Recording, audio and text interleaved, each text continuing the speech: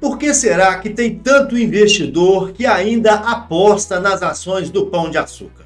Apesar de todos os sinais de alerta, o Pão de Açúcar é uma empresa complicada. Ela tem prejuízos recorrentes, endividamento elevado, desafios operacionais enormes. E, gente, briga, muita briga. Tem a briga do cassino, tem a entrada de um novo acionista, a família Diniz, e tem a briga com o atacadista Açaí. É muita confusão. Mas será por quê que o Pão de Açúcar tem atraído tantos investidores, hein? Você sabe por quê? Então, vem comigo porque nesse vídeo nós vamos conversar sobre esse assunto. E além disso, nós vamos fazer a avaliação econômico-financeira do Pão de Açúcar, beleza? Se você gosta desse tipo de conteúdo, meu amigo, já dá um like aí para fortalecer o canal e bora pro vídeo.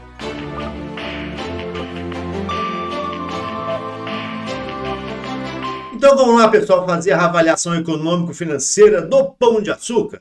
Eu utilizo a análise dinâmica de balanços, meus amigos, e para isso eu peguei os balanços da empresa de 2019 a 2025. Fiz uma reclassificação e consegui oferir aqui essa tabela, tá? Com os indicadores capital de giro, necessidade de capital de giro e saldo de tesouraria.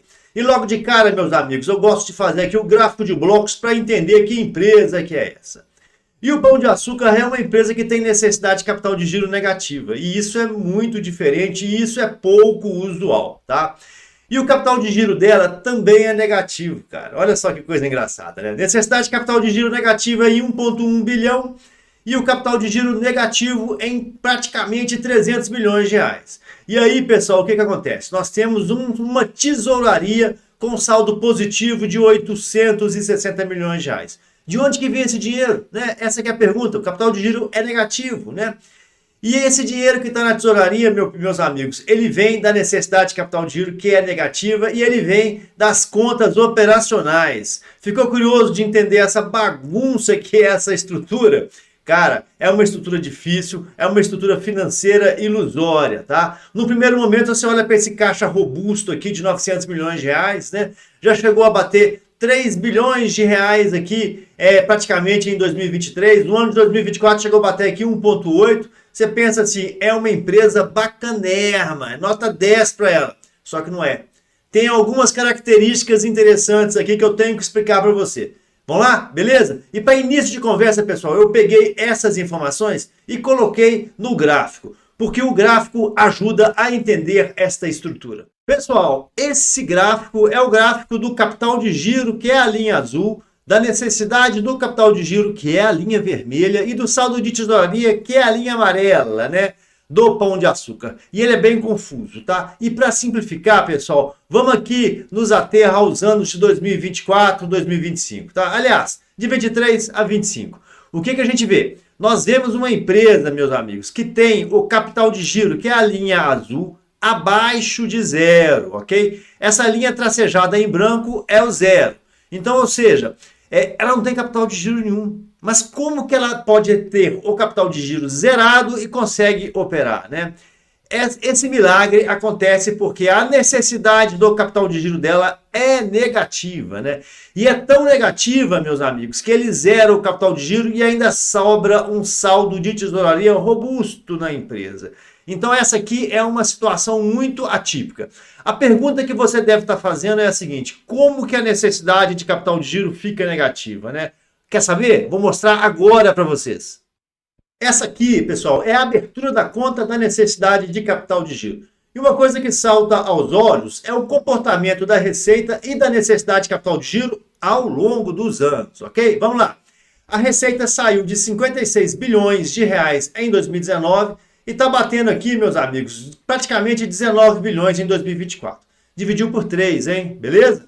E a necessidade de capital de giro, ela era de menos 7,6 bilhões de reais em 2019, agora está de menos 2 bilhões. Agora no segundo trimestre de 2025 está em torno de 1,1 bilhão de reais negativo. Então houve perda de musculatura, tanto na receita quanto na necessidade de capital de giro, que ficou menos negativa, né? Necessidade de capital de giro, quanto mais negativa, melhor. Eu vou falar daqui a pouco, beleza? Mas, pessoal, por que aconteceu esse grande tombo aqui no volume de dinheiro, né? Aconteceu em virtude dos spin-off que o Pão de Açúcar sofreu nos últimos anos, né? O Açaí Atacadista, meus amigos, ele mesmo, ele fazia parte do Pão de Açúcar e hoje não faz mais. E existe um grande grupo supermercadista colombiano chamado Êxito, que também fazia parte do Pão de Açúcar e hoje não faz mais, ok?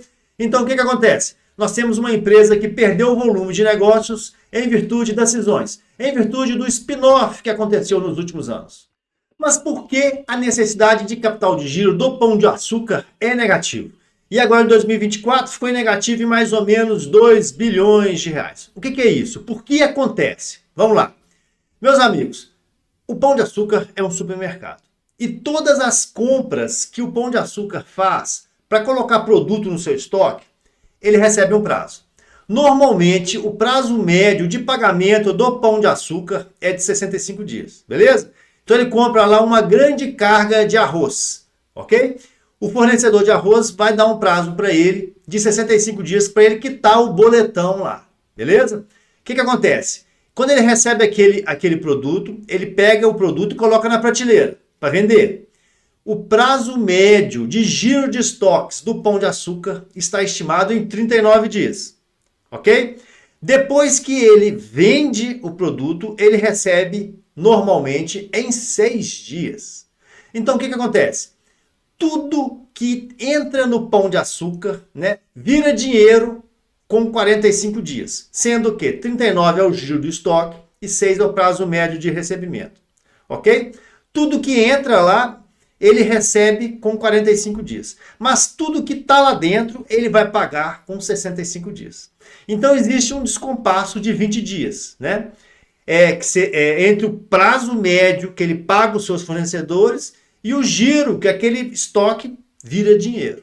Esses 20 dias é um refresco para a necessidade do capital de giro da empresa. Então, tudo que ele compra fica ocioso, convertido em dinheiro, fica ocioso no caixa 20 dias. E é por isso que a necessidade de capital de giro do Pão de Açúcar é negativa. É claro que eu estou simplificando um pouquinho, né? Mas só para explicar para vocês. Existem alguns negócios que possuem necessidade de capital de giro negativo. Isso é muito bom. Supermercado é um deles, beleza? Aqui na B3 nós temos a TIM, também necessidade de capital de giro negativo. A Vivo, necessidade de capital de giro negativo. Odontoprev, né? Plano de saúde odontológico, também tem necessidade de capital de giro negativo. Todos esses segmentos, esses negócios que eu falei para vocês, normalmente, primeiro eles recebem, né, pela venda do seu produto, pela venda do seu serviço, para depois ele pagar o custo. E aí tem uma ociosidade, essa ociosidade ela é negativa e isso refresca a conta. E é isso que segura o Pão de Açúcar. E abrindo o capital de giro próprio, pessoal, logo de cara a gente percebe que sempre o capital de giro fica vermelhinho, né? Olha lá, 2019 e 20 ele era negativo e agora em 24 e 25 ele também é negativo. Mas por que o capital de giro do Pão de Açúcar é negativo?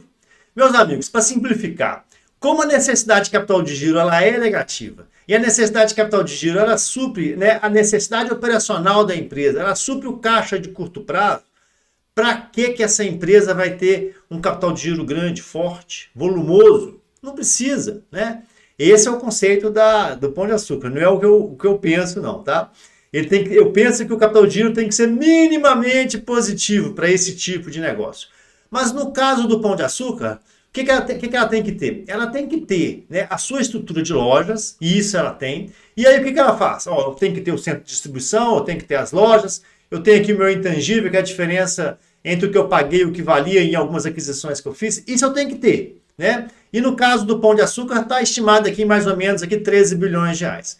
Essa é a minha demanda de dinheiro do capital de giro próprio. E eu vou ter que financiar isso aqui através de empréstimos e financiamentos, através da acumulação de lucros, né, e dividendos e através do capital social, né? Então é uma empresa que ela é invertida, né? Ela olha e ela vira e fala, qual que é a minha estrutura de investimento, qual que é a minha estrutura de imobilizado? Ah, eu preciso de 13 bilhões, que é o número de 2025.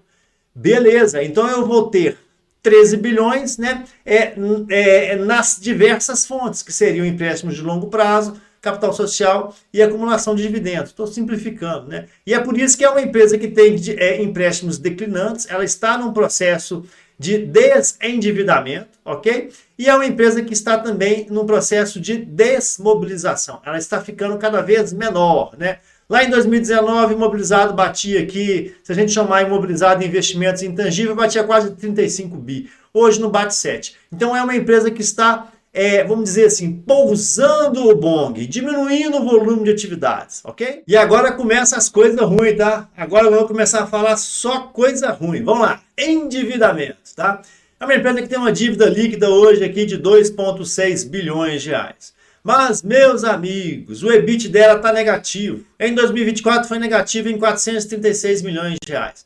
2023, 660. Esse ano, cara, até está um pouquinho positivo aqui, ó, 177 bi, né? E aí, o que acontece? Se você for em qualquer site fundamentalista, se você for olhar lá aquele famoso indicador dívida líquida dividido pelo EBIT, ele vai estar todo distorcido, porque é uma empresa com dívida, com EBIT negativo. E aí, o que acontece? Tem uma situação de alto risco, né? Seria, assim, uma dívida impagável, né? Como é que ela vai pagar uma dívida de 2,6 bilhão de reais se ela tem um EBIT negativo, se ela dá prejuízo, né? Isso é muito ruim, tá? O lado bom é que mais ou menos aí 80% das dívidas do Pão de Açúcar são de longo prazo. Então dá tempo para ele se organizar, né? De repente essa situação aqui de EBIT negativo e de prejuízos, ele é só passageiro. E olha o resultado operacional dessa empresa, meus amigos. Faturamento declinante, né? Saindo de 56 bi, batendo 18 bilhões de reais. Por causa dos spin-offs, nós já conversamos sobre isso, né? O EBIT hoje está meio controladinho aí na faixa dos 72%. EBIT negativo, cara, tá? 2024 ela deu um EBIT negativo de menos 2,3. Agora em 2025 está até positivo em algo em torno de 2%. De qualquer forma, se a gente olhar aqui a série histórica de EBIT da empresa ao longo desses anos, nós vamos perceber que o EBIT sempre foi um pouquinho positivo ou um pouquinho negativo, né? Aqui, ó, mais 3, menos 3, mais 3, menos 2, mais 1, né? Vamos ver, de repente vai fechar o ano com menos 2, né? Outro ponto muito ruim é o resultado financeiro da empresa. Em 2024, a empresa teve um resultado financeiro negativo de 1,2 bilhão de reais, tá? Isso para uma empresa, meus amigos, que já gerou um EBIT negativo de 436 milhões de reais, né? Por consequência, o lucro líquido explodiu. Foi um resultado muito negativo, uma empresa que teve uma performance muito ruim, tá? O resultado financeiro de 2025 também é pífio, 622 milhões de reais negativo, né? Então, é uma empresa que entrega um EBIT baixíssimo e que tem um resultado financeiro muito negativo, né? Isso faz com que seja uma empresa altamente deficitária. E é isso que mostra o histórico, né, de prejuízos recorrentes nos últimos anos. E aí? E a situação financeira? Qual a conclusão? Cara, eu não gosto nada da situação econômico-financeira do Pão de Açúcar. E vou explicar, beleza? Num primeiro momento, a gente até acha que é interessante, né? Que você vai lá olhar os índices de liquidez, você vai olhar a tesouraria da empresa, ela tem liquidez robusta. Hoje ela tem mais de 900 milhões de reais no caixa, ocioso, né? Mas aí tu vai estudando, você abre um indicador, você abre outro, e aí você percebe que, né, essa liquidez vem da necessidade de capital de giro que é negativa. Meus amigos, Pão de Açúcar é um supermercadista, né? E esse tipo de empresa, por característica, é uma empresa que possui ciclo financeiro negativo. No caso do Pão de Açúcar, 40 dias negativo. Isso significa o quê? Resumindo, isso significa que, primeiro, ele recebe o dinheiro das vendas, ok? Para depois pagar os seus fornecedores. Então tem um gap aí de ociosidade de capital. E esse gap financia a estrutura, financia o ciclo financeiro da empresa, ok? É isso que acontece. Financia tanto, pessoal, que financia até o capital de giro do Pão de Açúcar, que também é negativo, ok? Olha que absurdo.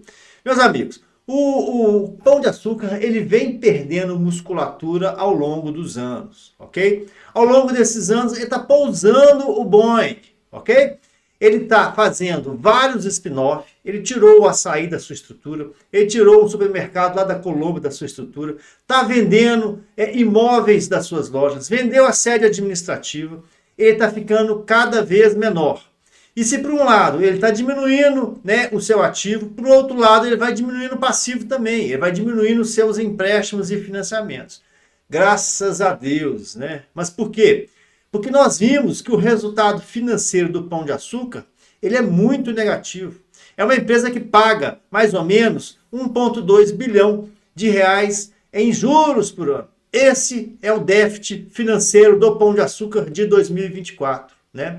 Muito grande. E esse déficit veio do seu endividamento de mais ou menos 2,6 e de outras cousitas mais, né? Então, o que acontece? O Pão de Açúcar está vendendo a sua estrutura de imobilizado para diminuir a sua dívida. Mas por quê? Porque é uma empresa que não gera resultado. O EBIT dessa empresa um ano é mais 3, o outro ano é menos 3. Um ano é 0, um ano é mais 2, o outro ano é menos 2. É um EBIT muito fraco, com um lucro líquido negativo. É uma empresa que dá prejuízo. Pelo menos esse é o resultado de 2023 para cá. Beleza? Então ela, para resolver o problema, né, do resultado financeiro negativo dela, o que ela tem que fazer? Ela não gera EBIT bacana, ela não gera lucro líquido, ela não consegue amortizar aquela dívida com a operação. Então ela está desmobilizando para diminuir o investimento. E na medida que ela vai diminuindo a operação dela, né, ela chegou a faturar lá 40, 50 bilhões de reais em 2019, se me fala a memória. Na medida que ela vai diminuindo a operação dela, ela vai também diminuindo os seus custos administrativos, suas despesas administrativas, a sua estrutura financeira. Então, é uma empresa, meu amigo, que ela está num processo de autofagismo. Ela está se comendo e diminuindo cada vez mais, beleza? Mas mesmo assim, tem gente que gosta do Pão de Açúcar, né? Tem gente que hoje vira e fala, é um trade bacana. Tu sabe por quê? Vou explicar agora. Bora lá. Mas qual é a tese de investimento no Pão de Açúcar? Tu quer saber? Eu vou contar. Em primeiro lugar, é o seguinte, é tese de investimento de pimenta, tá? E é pimenta muito forte, pimenta do norte de Minas, né? Você tem que pensar muito bem se você vai topar esse tipo de transação. Mas vamos lá. Quem está investindo em Pão de Açúcar hoje está apostando numa tese de reestruturação, né? Está apostando que a empresa já sofreu demais e ela está se reinventando e aí as suas ações vão começar a decolar, né? É uma tese de assimetria na qual a perda, né, com a desvalorização da ação é pequena, mas a possibilidade de ganho ela é estratosférica, ela é exponencial. Mas vamos lá. Por que essa turma aposta tanto na recuperação do Pão de Açúcar? Em primeiro lugar, porque o Pão de Açúcar ele realmente está se reinventando, né? Aquelas mega lojas, os hipermercados, hoje já não fazem mais nexo nessa nova gestão. O que o Pão de Açúcar está buscando? Ele está buscando investir em pequenas lojas de bairro para um público de alta renda e essas lojas vão trazer alta rentabilidade. Esse é o plano de negócios dele. Sair de hipermercados e ir para supermercado de bairro para público de alta renda com alta margem. Beleza? Vai dar resultado? Geralmente dá resultado e é isso que a gente está vendo no mundo, no Brasil principalmente, né? Os hipermercados que te dá até canseira de andar naquele lugar, ninguém quer ir naquele local mais e a gente está tendendo a comprar, a fazer as nossas compras mensais nos pequenos supermercados. É uma tendência, né? É uma tendência de mercado, beleza? Em segundo lugar, pessoal, o Pão de Açúcar ele está fazendo desinvestimento. Ele já fez 2 spin-off, né? Ele tirou o açaí e depois ele tirou o supermercado da Colômbia, colocou para fora. Tirou supermercados êxito, né? E isso diminuiu a estrutura da empresa. Nós vimos, inclusive, que o capital de giro da empresa diminuiu, o nível de faturamento diminuiu, né?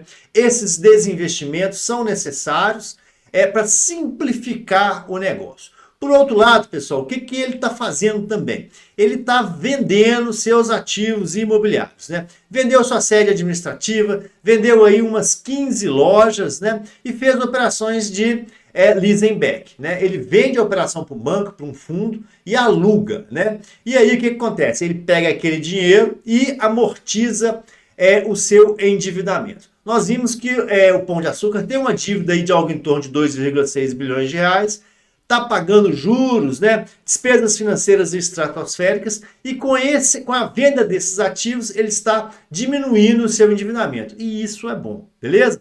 Agora, tem duas questões sob o ponto de vista societário que estão mexendo de forma muito forte com o mercado. Em primeiro lugar, é a saída gradual, né, do grupo Cassino, né, os franceses. Né? O Cassino já colocou, inclusive, o Pão de Açúcar, o GPA, lá no balanço dele como ativos destinados para a venda. Né? O Cassino está em recuperação judicial e ele quer se livrar. Né? E, de fato, ele diminuiu a sua participação. Hoje o Cassino só tem algo em torno de 22,5% das ações da empresa e a ideia é vender 100%. E todo mundo quer o Cassino fora do Pão de Açúcar. Quando o Cassino se livrar, sair, vender essas ações residuais, você pode ter certeza que vai ter aí um up no preço da ação do Pão de Açúcar, tá? Mas mesmo assim, hoje, cara, o Cassino tem 3 conselheiros, né, no conselho de administração do Pão de Açúcar. Por outro lado, a gente percebeu nos últimos meses, né, um movimento de novos acionistas, né? E chegou uma família nova, cara. Chegou a família Coelho Diniz, que não tem nada a ver lá com o antigo Abílio Diniz, é só uma coincidência de sobrenome. Essa família Coelho Diniz tem um supermercado em Minas Gerais, uma rede de supermercado de nome Coelho Diniz, né? E hoje eles possuem algo em torno de 25% das ações do Pão de Açúcar. Eles compraram, inclusive, as ações do Tanuri. Né? O Tanuri chegou a ser um acionista do Pão de Açúcar e isso trazia muita volatilidade para as ações da empresa. Então, se por um lado você tem um Cassino indo embora, do outro lado você tem, né, um Coelho Diniz, uma família Coelho Diniz que é do ramo de supermercados que entende que está querendo entrar. Só que essa turma só tem 2 conselheiros. O Cassino tem 3 e a família Coelho Diniz, que acabou de chegar, tem 2 conselheiros. Mas isso vai ser resolvido aí ao longo do tempo. Pode ficar tranquilo, né? E por outro lado, pessoal, para finalizar aí o rol de justificativas, né, para comprar essa pimentinha, né, é o valuation deprimido. A ação do Pão de Açúcar está muito achatada, né?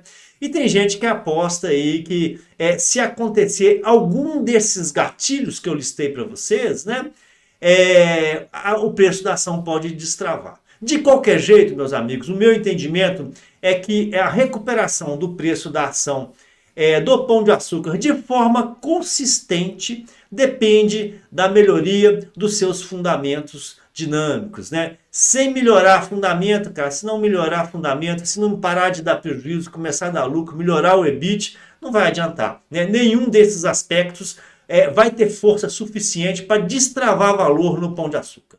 Mas e aí? Agora é a famosa pergunta, né? Compensa comprar Pão de Açúcar? Eu vou dar a minha opinião como investidor, tá? Não é como analista, é como investidor. É uma bruta de uma pimenta, pimenta forte mesmo, tá? Tem essa tese aí da assimetria, ela não me convence muito, beleza? Mas por que não me convence? Eu acho que o risco-retorno é muito grande, porque a possibilidade de dar errado é muito grande, né? Por quê? É uma empresa que tem uma estrutura financeira muito ruim, que tem performance operacional muito ruim e tem uma outra informação que eu não tinha falado para vocês ainda. Ela tem uma disputa, né, com o fisco brasileiro de 10 bilhões de reais. Né? E dos 10 bilhões, algo em torno de 2,5 está aprovisionado lá nos balanços da empresa. Né? O resto não está. E se vier uma condenação de 10, se ela perder, né, a briga com o fisco e tiver realmente que pagar 10, e aí, como é que vai ficar? Né? Como é que vai ficar essa situação? Então, em virtude disso, cara, eu acho que não compensa. Em virtude disso, eu estou fora, beleza? E aí, meus amigos, vocês gostaram do vídeo? Se sim, já vale um like, né? Se não, deixa pra lá. Cara, tu tem alguma informação complementar? Coloca aí nos comentários. Eu queria aprender com vocês. Eu gosto sempre de estudar. E realmente eu acho que nesse caso do Pão de Açúcar, cabe um estudo mais aprofundado, tá? Tem algum comentário? Coloca aí. Quer me ensinar alguma coisa? Vai lá, me ajuda. Beleza? Muito obrigado, meus amigos. Muito obrigado. Bons investimentos e, principalmente, fiquem com Deus.